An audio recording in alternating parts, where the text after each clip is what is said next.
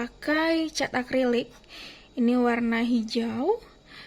Dan juga aku pakai warna gold.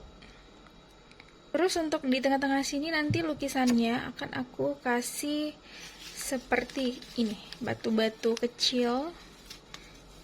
Seperti ini, ada warna gold, warna hijau juga biar matching.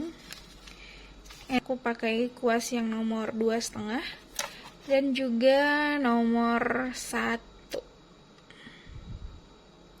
Oke, kita coba ya.